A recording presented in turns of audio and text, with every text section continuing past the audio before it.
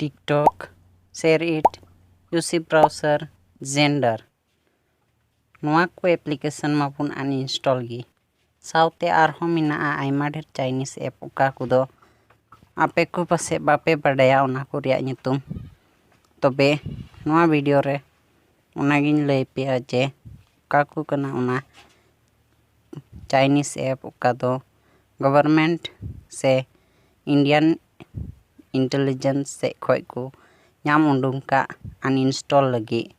तो चलो तिया वीडियो तो बांग दिरी तुलुबुन एथो का लगी ओना को चाइनीज एप्लीकेशन रिया nyutum do huyuk kana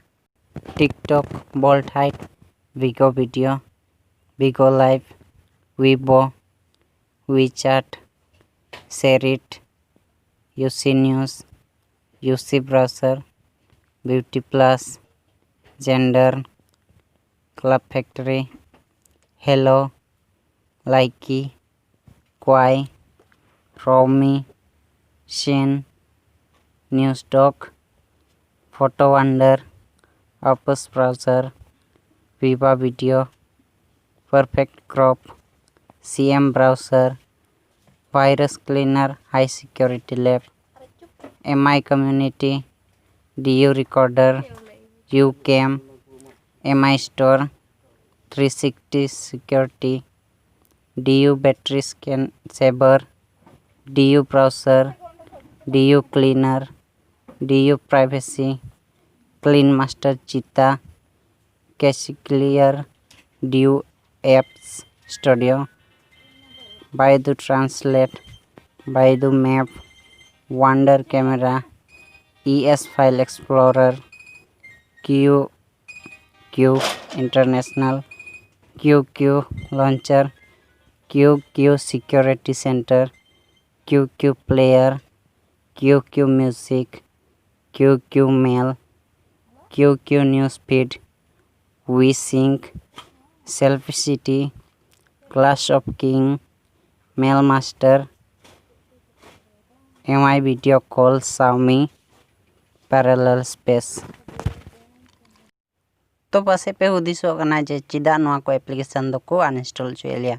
तो ओना को गी निया वीडियो रे लई सदर पिया जे होला मंदेर का घटना घटावेन चाइना रेन अबो इंडियन आर्मी को अटैक ले को ओना रे आइमा हर को घायल ना आर को गोय ना आर आदम को दो कब्जार को थेना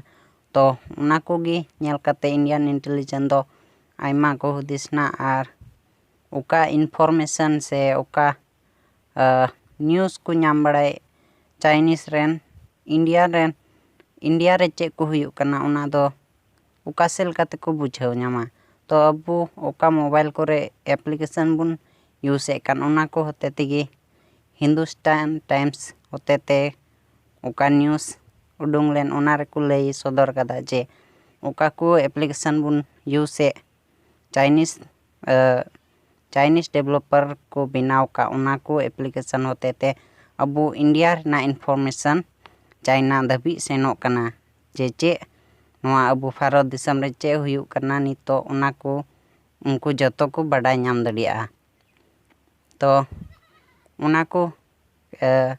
यतिगे नोआ इंडियन इंटेलिजेंस ओकटो 52 एप्लीकेशन को सेंद्रा नाम उडुंग का जे ओना को दो वायरस एप्लीकेशन मेनोगो कना